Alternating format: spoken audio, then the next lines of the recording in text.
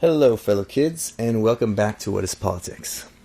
Today, I want to give a very simple answer to a question that gets asked all the time, and that for some reason almost no one on the left seems to be able to give a coherent answer to.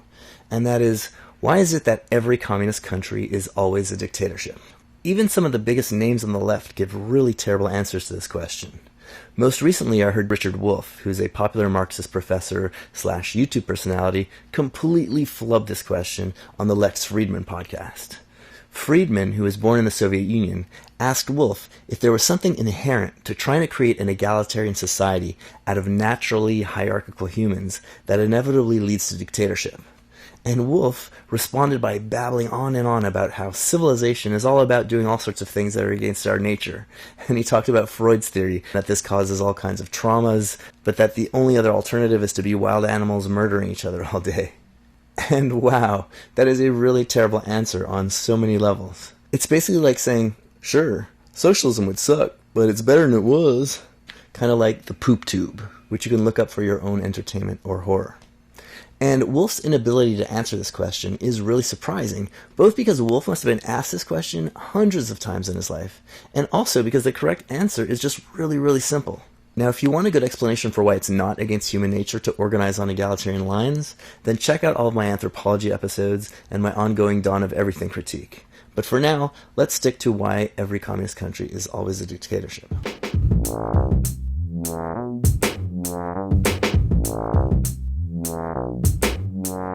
Before I get into the easy, obvious reason for why communist countries are always dictatorships, I should point out that there are coherent explanations for this coming from the right, particularly people associated with free market economics, people like Ludwig von Mises, Friedrich Hayek, or more recently, Peter Boettke.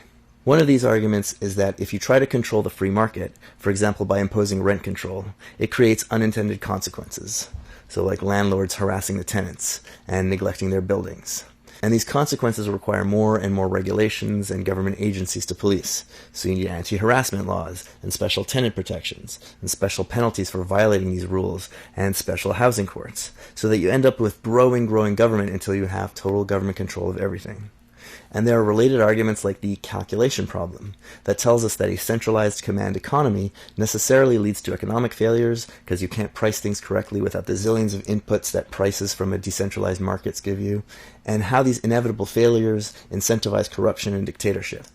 I'll make a video debating these arguments another time, but for now, I want to point out that these arguments are beside the point. First of all, central planning without a market is not an inherent feature of socialism. While some models for socialism involve eliminating markets and having central planning, historically many socialists were actually quite enthusiastic about markets. Until the era of the Soviet Union and the rise of the other communist countries, the defining feature of socialism was that it sought to abolish dependence relationships, most crucially the employee-employer relationship, but also things like male dominance, ethnic or religious dominance, slavery, and imperialism, which is the dominance of some countries by richer and more powerful countries. Another reason why those free market arguments are a bit besides the point is that, given today's computing technology, there are good reasons to believe that you actually could have a decentralized economy even without a market. You can look up cybernetic planning in Chile and Bulgaria, or the OGOS in the USSR, or read books like The People's Republic of Walmart, or Red Plenty, or check out the General Intellect Unit podcast for more on this stuff. But for now, we're going to leave this fascinating topic for another episode, and instead, we're going to look at a very simple and obvious reason why all communist countries are dictatorships, which everyone seems to ignore. Drum roll. Every communist country, thus far, has been a dictatorship because all of them, except for one, Russia, started on purpose as dictatorships. You had one communist revolution in Russia, which was supposed to be deeply democratic, but within a couple of years, that revolution failed at socialism and failed at democracy, and it degenerated into a one-party top-down dictatorship with a bureaucratic ruling elite class. And it was that model that every other so-called communist country explicitly emulated on purpose. Now that brings forward the question of why would all of these countries copy a failed model on purpose? There are several reasons, but there are three main ones. First of all, the Soviet Union model was attractive to these countries because while the Soviet Union completely failed at communism and democracy, it did succeed at rapid industrialization and urbanization. Russia went from being a very poor country with 85% of the population as peasants to an advanced industrialized power in about 20 to 30 years. This is something that took the first capitalist countries about 200 years to do, and it was actually this rapid industrialization that enabled Russia to win World War II. Another thing that the Soviet Union succeeded at was at escaping economic and military domination by the powerful capitalist countries, i.e. imperialism. And most socialist revolutions were also nationalist revolutions, seeking national independence from being dominated and colonized by big, powerful, rich countries. And finally, the Soviet model also succeeded at getting rid of the previous elite class, and in making space for formerly poor and low-status people to rise up in all of the powerful ranks in the bureaucracy of the state. So, for the first few decades of the Soviet Union, for example, you would find large numbers of people from worker and peasant backgrounds at all levels of Soviet government and industrial management, including the head of state. And Nikita Khrushchev, who was an important head of state of the Soviet Union, famously grew up as a peasant. So people in poor countries all around the world who wanted independence and development for their societies were looking at Russia and thinking, wow, I'll have what she's having. And it's not surprising that every country which had a lasting communist revolution based on the Russian-Soviet model was a poor country. The only wealthier countries that had communist governments were Eastern European countries like East Germany and Czechoslovakia, where communism was basically imposed on them by force by the Soviet Union after World War II, with the consent of the US and the UK at the Yalta Conference in 1945. It's very important to point out that although it was only poor countries that ever had communist revolutions, most socialists, including Karl Marx and his followers, and including the leaders of the Russian Revolution itself, thought that communism wasn't even possible in poor countries.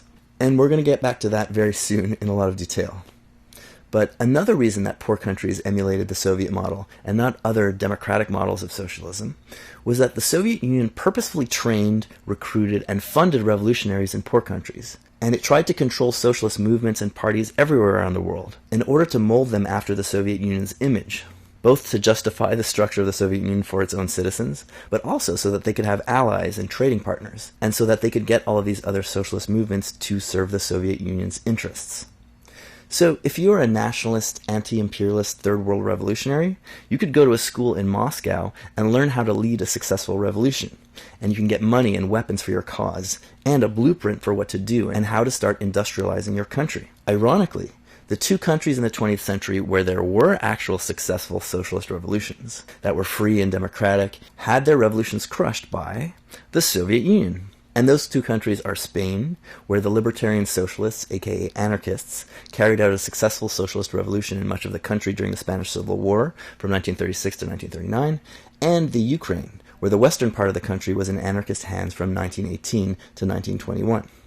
Meanwhile, in Chile, the one wealthier country that elected a government that was serious about transitioning to a parliamentary form of socialism, had its government overthrown by a US-backed coup in 1973, and replaced by a free market-oriented dictatorship. So that's the short tink-tonk answer to the question of why every communist country is a dictatorship. There was one failed communist revolution in Russia, and everyone else copied that on purpose because they wanted to industrialize and remain independent from the rich countries. While at the same time, the USSR and the USA made sure to crush any kind of democratic socialism in the bud the few times that it appeared. Now, as simple as this answer is, a lot of the things that I just said might seem confusing or like they contradict a lot of the stuff that you've learned in your life. Like when I say that the Russian Revolution failed, or that communism is supposed to be democratic, or that early socialists were very enthusiastic about the market. So let's get into the long answer for everyone whose head is spinning or exploding.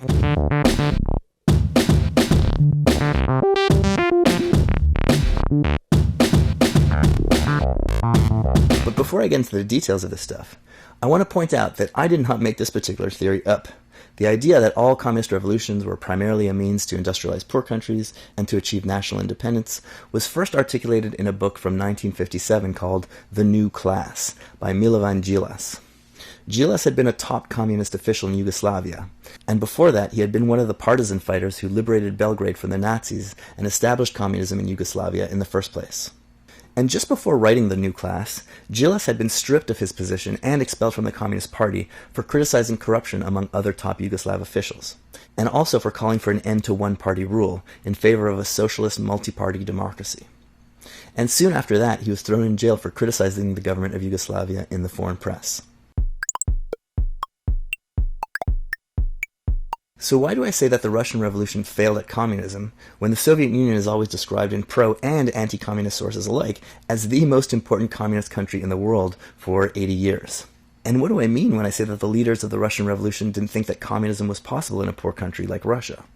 Why would they undertake a communist revolution if they didn't think communism was possible in the first place?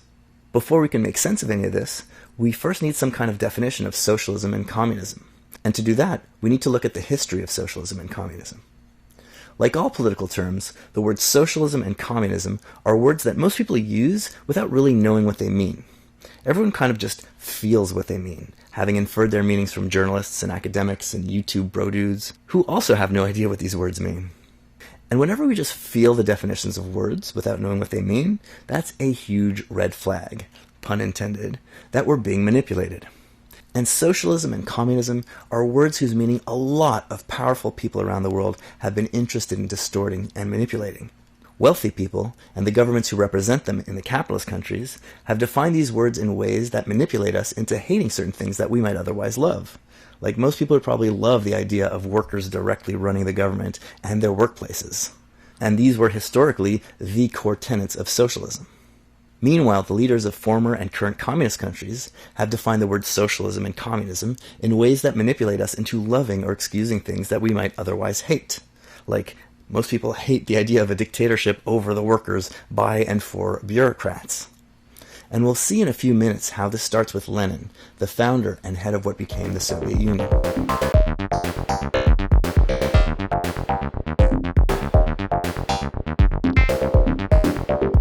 In mainstream corporate journalism and academia, the word socialism tends to mean state government control over the most important sectors of the economy, and the word communism is used to describe a one-party dictatorship and a centralized command economy. Since Bernie Sanders' presidential runs in the United States, a lot of people now use the word socialism to refer to a capitalist economy which has an advanced welfare state, like the Scandinavian countries. Hilariously, in American right-wing media, and especially right-wing alternative and social media, you'll often hear the word socialism used to describe a system where rich and powerful zillionaires like Jeff Bezos and George Soros and Bill Gates use government power in order to prevent potential competitors from ever being able to threaten their wealth. And I say hilariously because when socialism started out, this was basically the socialist definition of the word capitalism. Meanwhile, among people who admire the so-called communist countries, the word socialism is used to describe a transitional period between capitalism and communism, where the government takes control of major industries and the population becomes employees of the state, while the state industrializes and creates the conditions for communism. And the word communism means a stateless society where workers directly control the economy and the government. Note how contradictory all of these definitions are. So let's iron out what was historically meant by the words socialism and communism so that we can understand where the leaders of the Russian Revolution were coming from and what they were trying to do when they hit the scene in the early 20th century, and why their revolution turned into a dictatorship, and how that dictatorship became a model for third world national liberation movements.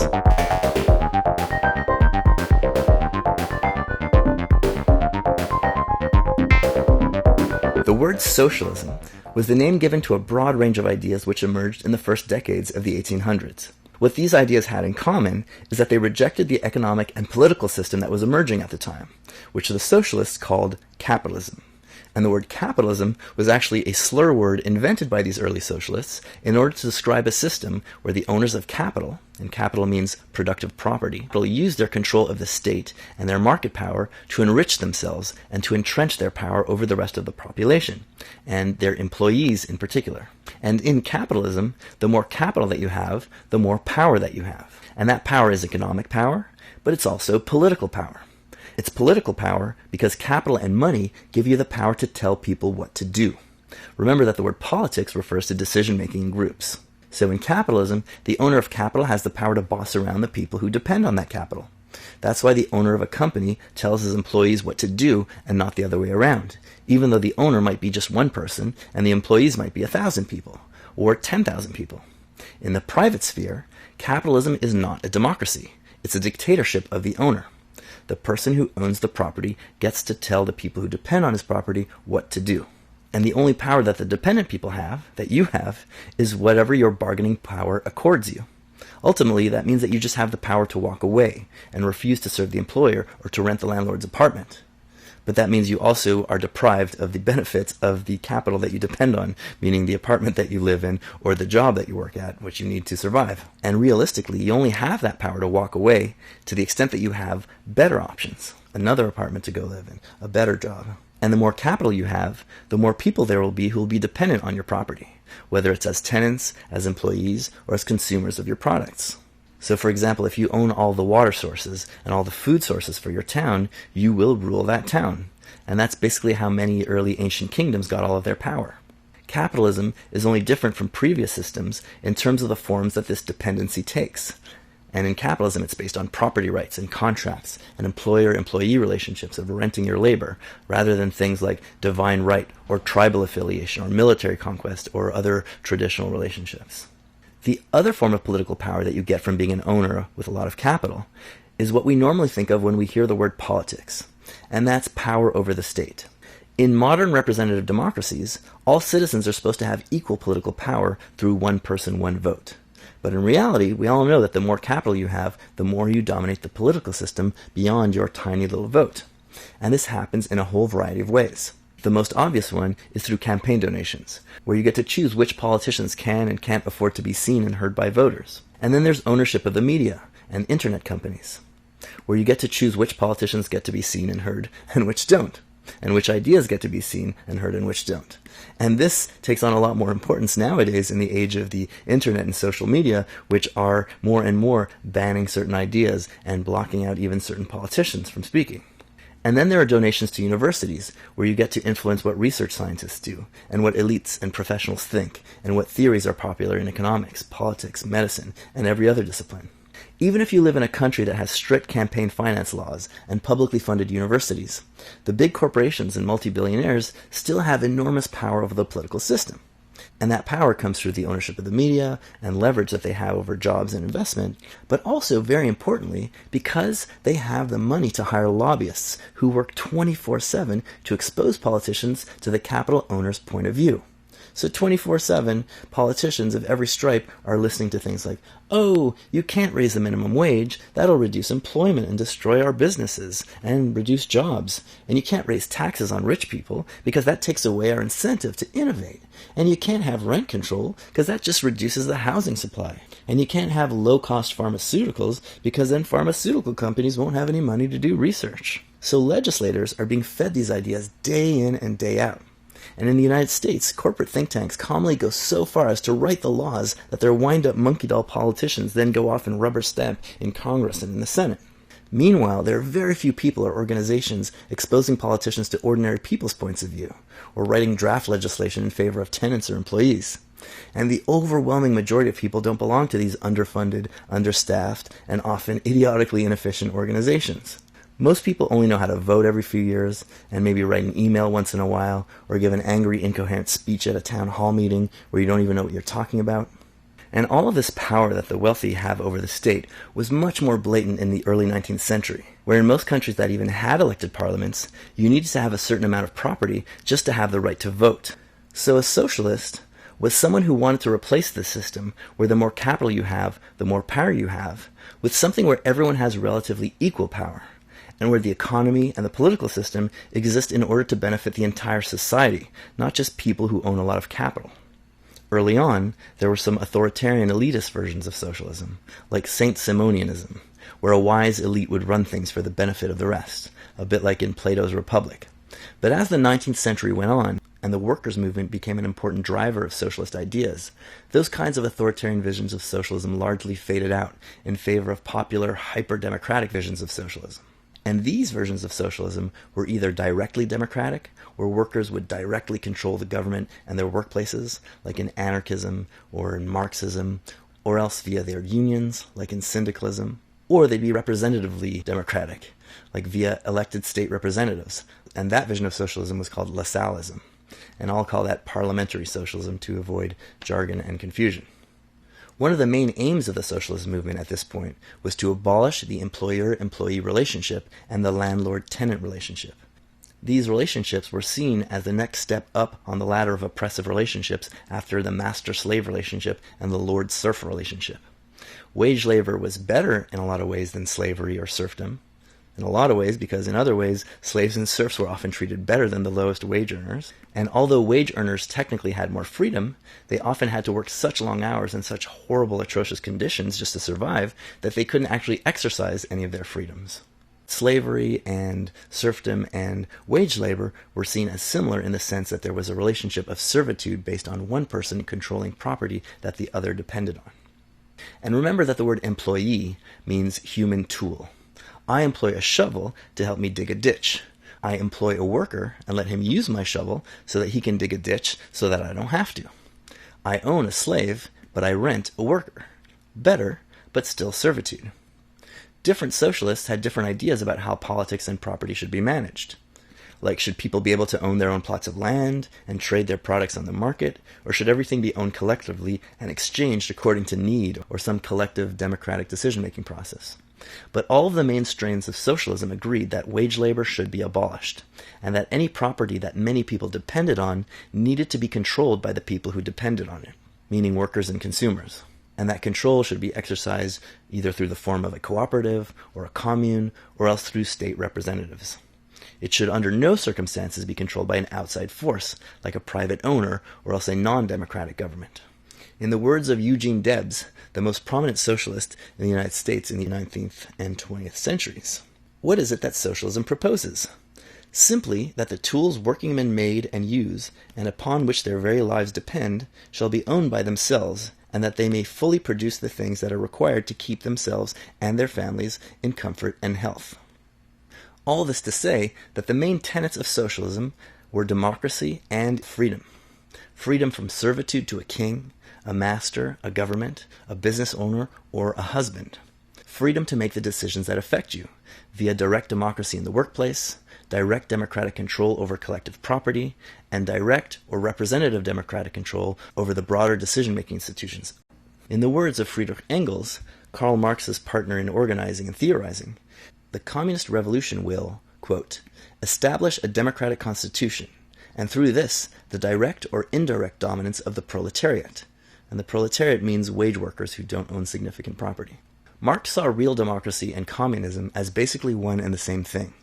And to quote a paraphrase of Marx's early terrible writing, quote, to Marx, what makes democracy true is not the equal opportunity of every citizen to devote himself to public life as something special, but, quote, the immediate participation of all in deliberating and deciding on political matters. There should be no professional bureaucrats, no professional politicians, no professional police, etc. Political deliberation and administration would be the work of everyone, on a part-time or short-term basis. It would not be sufficient to have only a chance to serve.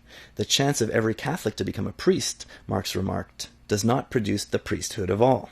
Unquote. Vladimir Lenin, who was the leader of the communist revolution in Russia, and who was the head of state of Russia from 1917 until he died in 1924, tells us that, quote, under socialism, all will govern in turn, and will soon be accustomed to no one governing. Unquote. And Leon Trotsky, another leading figure in the Russian Revolution, apparently tells us that, quote, communism needs democracy like the human body needs oxygen, unquote. And I say apparently because I've seen that quote a million times, but I can't actually find the source for that. But you get the idea. Communism is supposed to be democratic.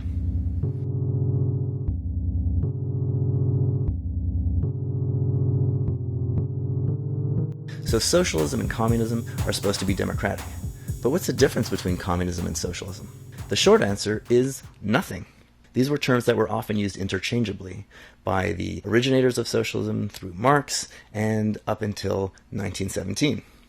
The long answer is that although these terms were used interchangeably, the word communism was sometimes used by Marx and Engels and the parties influenced by them to distinguish themselves from other kinds of socialists. The main distinction being that the communists were generally against private property and market relations, and they believed in Marx's so-called scientific socialism. which is a fancy way of saying that they think about ideas and political systems in terms of their material context, which we'll talk about in a bit, as opposed to idealists and utopians who think about ideas and political systems just forming randomly out of people's minds.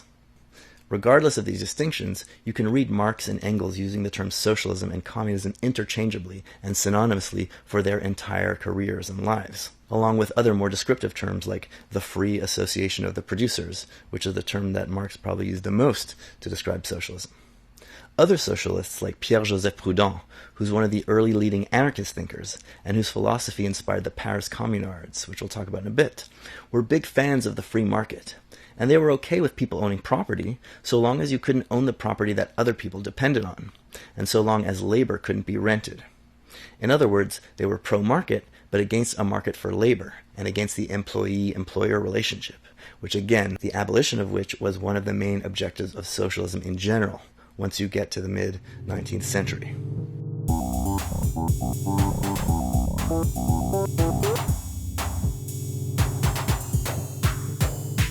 Most people have it in their heads that socialism or communism means that the state controls everything and manages a planned economy in the name of the workers, which is what you saw in all of those so-called communist countries, until Vietnam and China took a weird turn towards capitalism, which we'll explain later. But what was the actual socialist and communist attitude towards the state?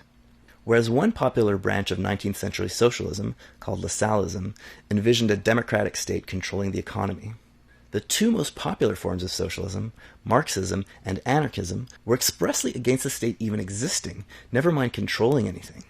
Both the anarchists and Karl Marx and his followers believed that the state was by definition an instrument that was used by one class of people to oppress and exploit the rest of the population. In slave societies, the state reinforces the master's rights.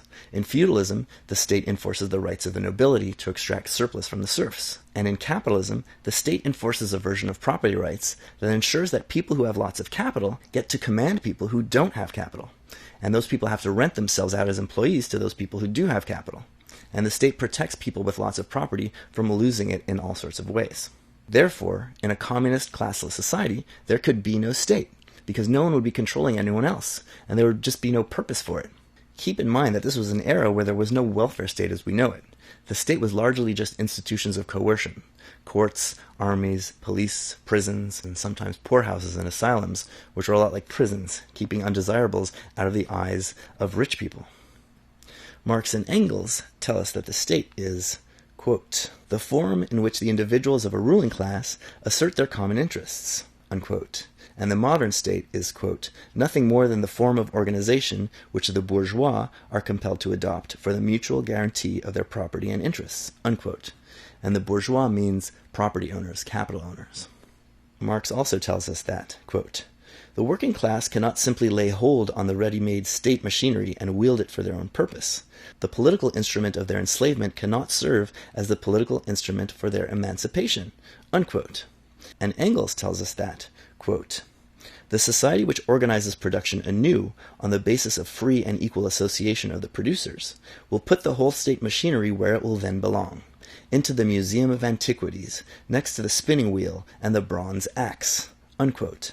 And he also tells us that after the revolution, quote, the interference of the state power in social relations becomes superfluous in one sphere after another, and then ceases of itself. The government of persons is replaced by the administration of things and the direction of production. The state is not abolished, but it atrophies, unquote. Where Marxists differed from anarchist communists was that anarchists thought that you needed to destroy the state right away as part of the socialist revolution, whereas the Marxists thought that the workers needed to temporarily seize the state as part of a revolution in order to prevent the former ruling class from trying to take back power. And the workers would hold on to the state until the former owners became assimilated into the working class. And Marx and Engels called this temporary seizure of power the, quote, dictatorship of the proletariat.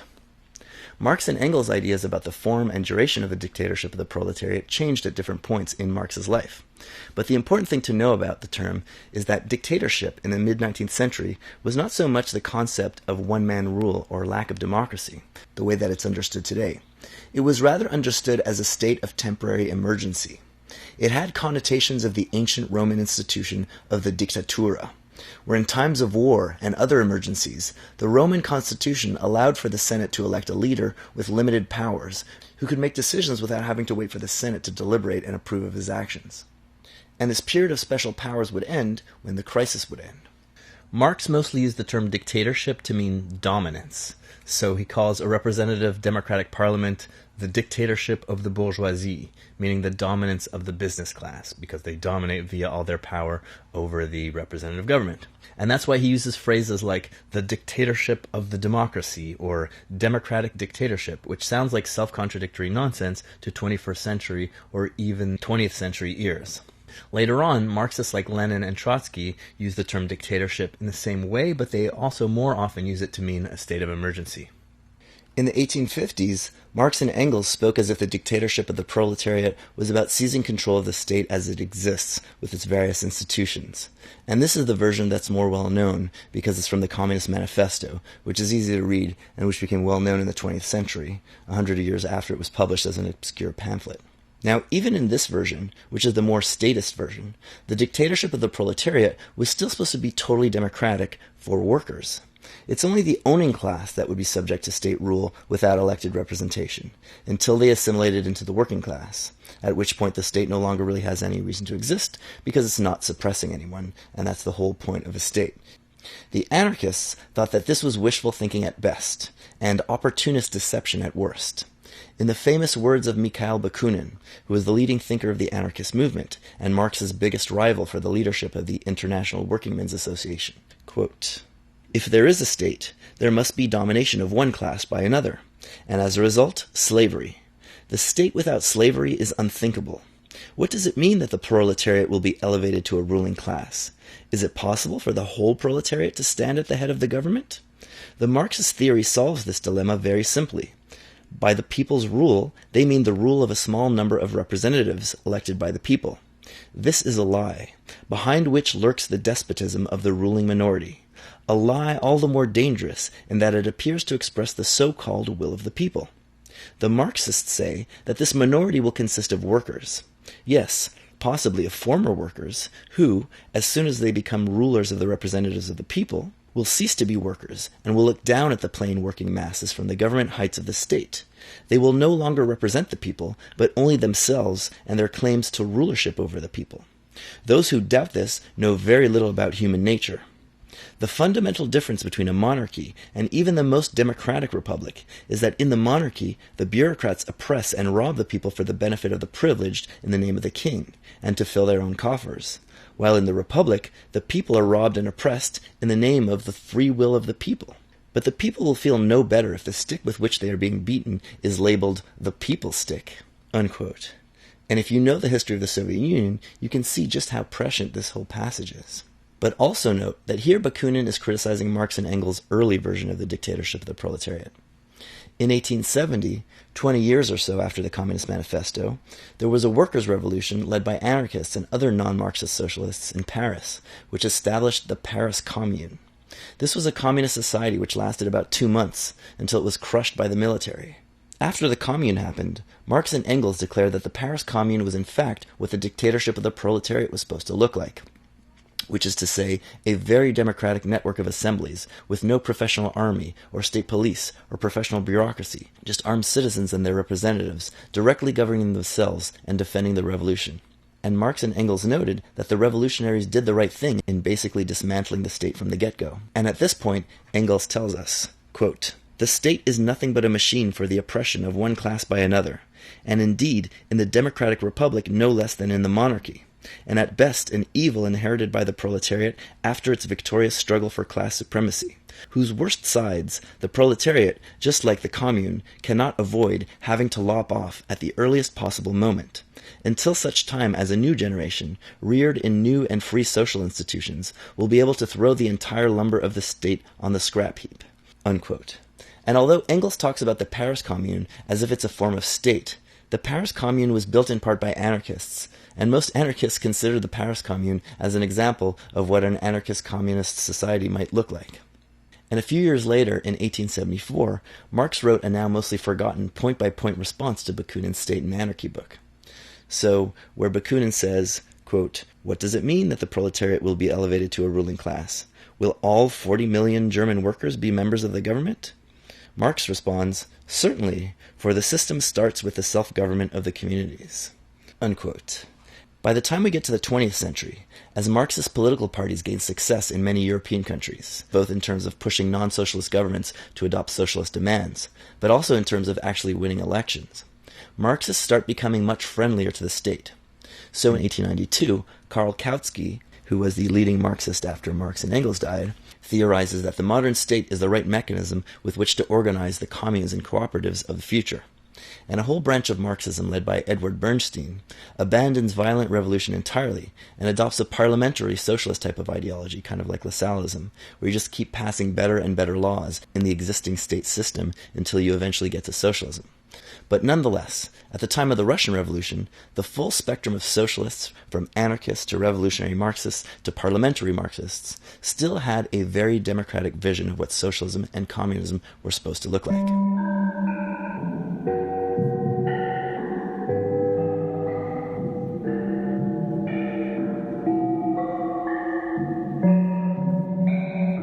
Okay, so that's a little intro to socialism and communism. Movements that were supposed to bring about direct democracy and the abolition of relations of dominance, such as the employer-employee relationship and the state. So why did Marx and his followers, right up until the Russian Revolution, including the leaders of that revolution, think that socialism was only possible in rich countries? One of the big things about Marx that set him apart from other socialists at the time, though Marxists exaggerate this somewhat, is that Marx looked at politics and history with a special emphasis on the context of the practical conditions which shape and constrain the range of human choices, and which influence our ideas. His famous quote is, "Men make their own history, but they do not make it as they please. They do not make it under self-selected circumstances, but under circumstances existing already, given and transmitted from the past." And this focus on context and practical conditions is referred to in general as materialism. To give you some modern examples of how materialism is applied, check out my Anthropology and Dawn of Everything episodes. Basically, Marx's point was that, whereas other socialists spoke as though establishing socialism was just a matter of convincing enough people to agree with you, and then you just make it happen, Marx pointed out that free will only becomes an important factor when practical conditions are such that it's actually materially possible to achieve your goals. He and Engels dismissed other socialists as utopians, and dubbed their own ideas as scientific socialism, which made it weird and contributed to the cult-like mentality which afflicted many of his followers. But at its core, it's just common sense. Like, if you really want to build a big flying machine so that you can fly in the air like a bird, it doesn't matter how bad you want to fly. If your society hasn't developed light metals and fossil fuels and glass and industrial production, it's just not going to happen until those conditions are met. So in Marx's view, socialism wasn't just going to happen because socialists were going to convince enough people to make it happen via their amazing arguments. It was going to happen because it was being made possible, and maybe even inevitable, by some practical realities generated by capitalism itself. "Capitalism makes its own gravediggers" was one of Marx's many famous phrases.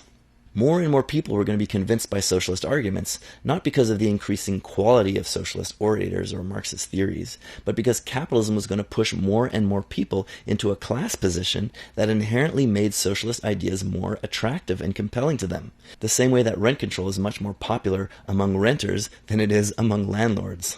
So on the one hand, capitalism's internal dynamics were going to generate its own economic destruction, including periodic economic crises and massive crashes and depressions, which were quite frequent and severe in Marx's time, and also by the tendency of profits to decrease over the long term as competition increased, so that eventually it would be almost impossible for capitalists to generate profits by the normal market mechanisms. And on the other hand, he saw that capitalism was also generating the conditions for its own political overthrow. There were larger and larger numbers of formerly independent peasants being pushed off of their lands by a combination of state-imposed laws and market forces. And these people were concentrating in larger and larger numbers in wretched urban slums, working and living in deplorable conditions for barely subsistence wages, when they were lucky enough to be employed at all. And they were being abused and exploited by bosses at work, and then they were being abused and ripped off by landlords at home, all leading to ferocious resentment and discontent, Meanwhile, the fact that urban workers were concentrated into huge numbers in crowded slums, but also at work in large factories, meant that workers were socializing and getting to know each other, and beginning to understand their common struggles and interests, as well as their numerical strength. And in the 19th century, workers were beginning to organize and fight back, forming illegal labor unions and going on strikes and taking other peaceful and violent actions to defend their interests and achieve their goals. Marx called these urban workers the Proletariat, named after the class of ancient Roman citizens who were too poor to buy weapons to serve in the army and who only had their offspring to provide to the army. Proletarius means producer of offspring, someone who owns nothing but their own children.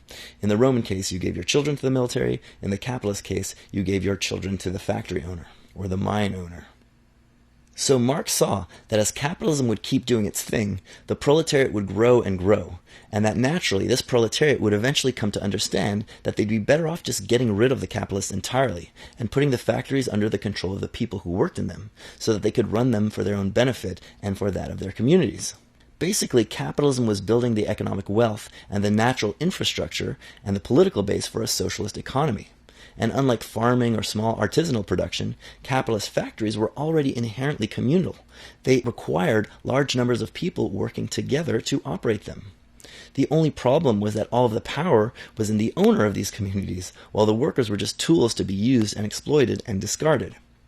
All that needed to happen was for that power to be distributed evenly. So when socialists are talking about equality, they're talking about equality of power more than anything else.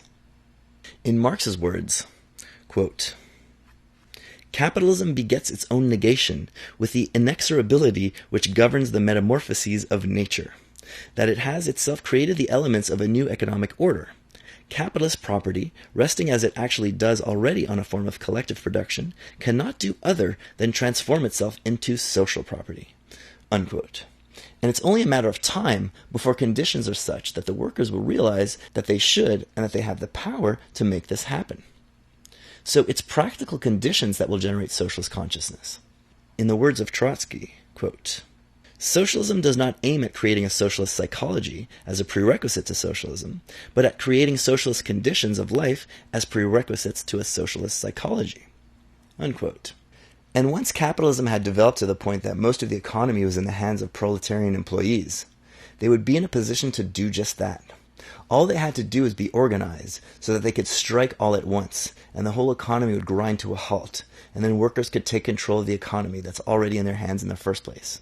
And this presumably large majority of the population would be allied with dissatisfied, downwardly mobile artisans whose livelihoods were being destroyed by mass production, and peasants, and the occasional dissident middle class or bourgeois intellectual, which together would comprise an overwhelmingly large majority of the population.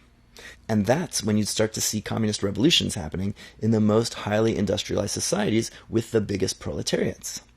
Meanwhile, when it came to peasants, Marx didn't see them as reliable supporters of socialism. While on the one hand, they strongly desired to be rid of exploitation by landlords and lenders, what they most wanted was their own plot of land to work on and improve. And therefore, they would be less attracted to his vision of socialism, which was a highly technological society that required the abolition of markets and trading and the establishment of large-scale industry, including large-scale agricultural cooperatives and communes.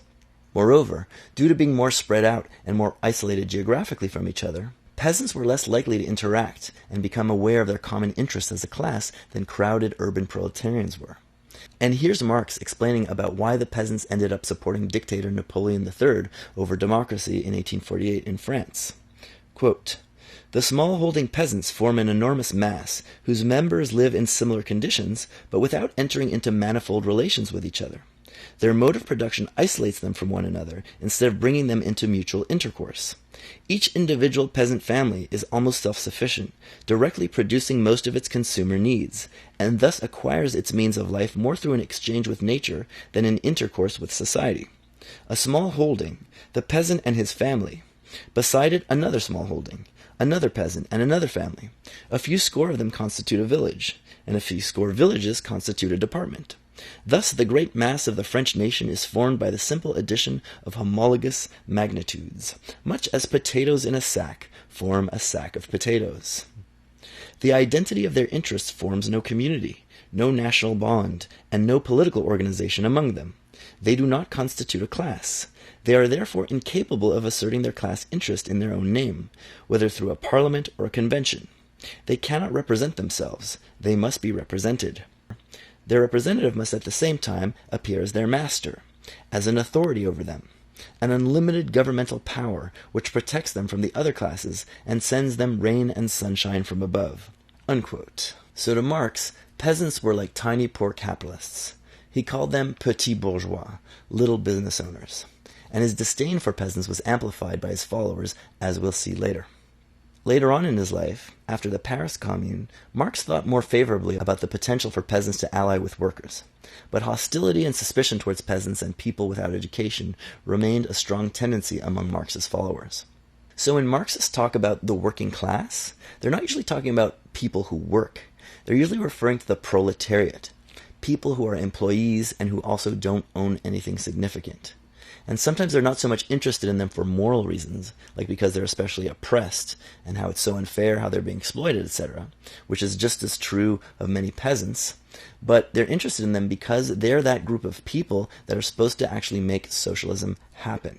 And if you read a lot of the Marxists, when they start getting into positions of power, they start talking about the working class as if it's some kind of giant horsey for them to ride into power on.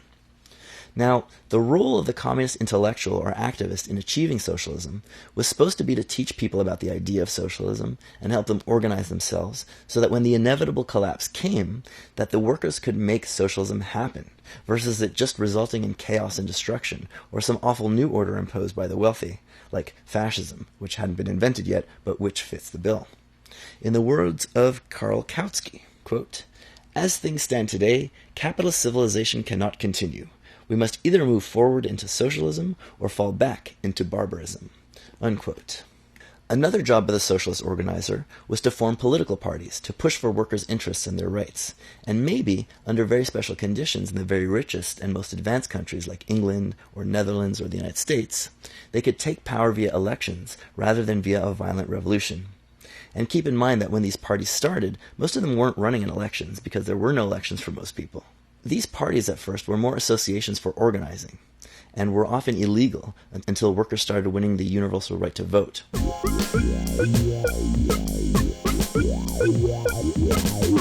So that's why the famous leaders of the Russian Revolution, like Lenin and Trotsky, did not think it would be possible for communist revolution to succeed in poor countries like Russia. It was in the rich countries where the process of the peasants being pushed off of their land and churned out into a concentrated proletariat was the most advanced. And it was in the rich countries that these crises of capitalist chaotic market crashes and declining profits were the most pronounced and the most destructive.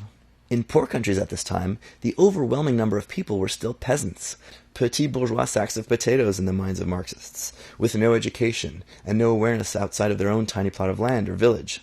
These poor countries might have revolutions, but they wouldn't be socialist revolutions. They would be bourgeois revolutions, meaning revolutions that would be like the French Revolution, which would eliminate monarchy and traditional feudal relations, and then start either a capitalist democratic republic or a capitalist non-democratic republic, like Napoleon's dictatorship. Also, the Marxist version of socialism was about large-scale industry and mass production, generating enough wealth for everyone to be able to enjoy. They couldn't imagine a version of socialism based on small-scale agricultural or urban production. So for large-scale industry to happen, you needed capitalism first in order to turn peasants into urban workers.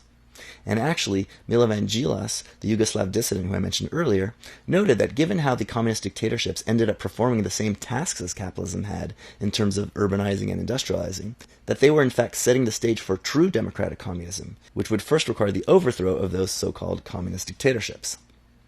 Anyhow, in Marx's view, it was the most developed capitalist countries, England, Netherlands, Italy, Germany, the United States. That's where you'd have the big socialist revolutions. Only then could you have socialism come to poor countries, because the proletariat in the rich countries would share their knowledge with the proletariat and the peasants in the poor countries. And at that point, peasants would be interested in moving to urban centers on purpose because it would mean greater standard of living for them, and they could join large agricultural cooperatives out of their own choice rather than from coercion by the market or by government bureaucrats. So poor countries could only have socialism after the revolution had already come to the rich countries. Later in his life, Marx had some thoughts that maybe you could have some kind of peasant socialism in countries like Russia, where you had a tradition of peasant communes and village democracy. but most of his followers didn't even know that these ideas existed. So the traditional Marxist view was that communist revolution in a poor country would inevitably fail. And this was true, of course, for Russia, where 85% of its population were peasants at the time of the Russian Revolution, and where there was no capitalist industry besides peasant trading outside of two cities, Moscow and St. Petersburg. That's why Leon Trotsky, one of the leaders of the communist revolution in Russia, said in 1906 that, "Left to its own resources, the working class of Russia will inevitably be crushed by the counter-revolution the moment the peasantry turns its back on it." Unquote. Meanwhile, many Marxists believe that if revolutionaries in a poor country would manage to seize power and then somehow manage to hold on to power in the absence of a European revolution, that this would just end up turning into a horrible dictatorship in the strongman dictator sense. In 1885, the big Russian Marxist theoretician of the day, Georgy Plekhanov, was one of the first people to articulate this. He said that in the event that a revolution in Russia happened before capitalism had done its work of industrializing the country, that, quote, "there will not be any self-government by the people, and the revolution may lead to a political monster similar to that of the ancient Chinese or Peruvian empires, i.e. to a renewal of czarist despotism with a communist lining." Unquote. And then he goes on to quote Engels to say that, quote, "the worst thing that can befall a leader of an extreme party is to be compelled to take over a government in an epoch when the movement is not yet ripe for the domination of the class which he represents." Unquote. Plekhanov believed that after a revolution, independent peasant villages might start out equally, but over time, the natural workings of the peasant market economy would generate inequality and capitalism all over again. You'd end up with a class of owners, and then a class of indebted dependents, and a class of landless farm laborers, and the only way to stop this would be for the government to turn into a big tyrannical state to prevent trade and confiscate any excess wealth from the peasants and suppress them from fighting back. Another argument was that without capitalism pushing peasants into debt and bankruptcy and forcing them to sell their products to the cities for low prices and to immigrate to the cities in search of work, if instead there was a revolution where peasants would just get more land that they could work on, which is what they wanted, and then they'd be happy and more prosperous, that this would slow down industrialization to a halt. And this is what every Marxist socialist, including the leaders of the Russian Revolution, believed right up until the early 1920s, already a few years into the Russian Bolshevik Revolution. Because of this, as far back as the 1870s, non-Marxist socialists in Russia were making fun of Marxists like Plekhanov for actually being in favor of capitalism, and for being in favor of throwing peasants into urban poverty. A playwright even made a satirical character based on this idea in 1879.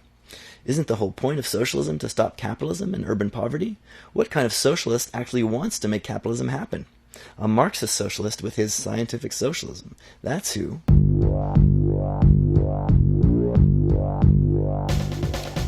So why did Lenin and Trotsky and all the rest carry out the Russian October Revolution when they understood that it was doomed to fail? And what's the point of having a Marxist socialist party in the first place if you're in a country where you can't do socialism according to Marxist theory? And what is it that changed their minds? And why did it take several years into the actual Russian Revolution to change their minds? All this and more on the next episode of What is Politics? Because I'm 20 pages into the script and we're still not halfway done, so we'll do this next time. And next time, we'll also look at why the Russian Revolution failed and turned into a dictatorship. Was it doomed in advance because Russia wasn't industrialized enough, the way that Marxist theory predicts? Or was it because socialism is just incompatible with human beings, like Lex Friedman was suggesting? Or was it because the leaders of the Russian Revolution just made bad choices? And we'll also see how Lenin cleverly redefined the word socialism in order to justify a regime that was going to become decidedly not socialist in the traditional sense of a society governed by its workers. In the meantime, give me money. It takes between 2 to 6 weeks full time to make these fucking episodes, from research to writing to video editing, and I have to kind of do 2 jobs at the same time on top of this, and it is extremely strenuous. I don't monetize my channel, even though I'm eligible for it, because I don't want to gunk up your life with even more stupid advertisements than you're already subjected to. And I don't want to do paywalled content, because that defeats the whole purpose of doing a show that's geared at spreading knowledge and skills. So your subscriptions are not purchasing a commodity, they are solidarity payments, because you're someone who can afford it, and you want the show to keep going, and you want me to keep going. So if you have the disposable income, subscribe to my Patreon, or send me one-time or recurring donations by PayPal, and all the links are in the show notes and the video notes. And if you like the music on the podcast, I make all the music myself, and I'm putting together a couple of albums right now, so check out my stuff that you can download for free, and you can also throw more money at me at star69, all one word, .bandcamp.com. And if you want to know more about all the stuff that I'm talking about, there's a link to the biography for this episode and every episode on the show notes of each episode. And you can also find a link to written transcripts of this episode and of every episode. And if you're watching this on YouTube, you can hear the audio podcast version on your podcast app. And if you're listening on podcast, then check out the YouTube's versions, which have a lot of fun pictures and memes and videos of my punim. And please like and subscribe, and also review the show on iTunes or Apple Music. It's actually pretty important because it helps the show pop up readily on more searches. And contact me with any corrections or suggestions or comments at worldwidescroats@gmail.com, or comment on the YouTubes. I usually answer them. And until next time, see ya!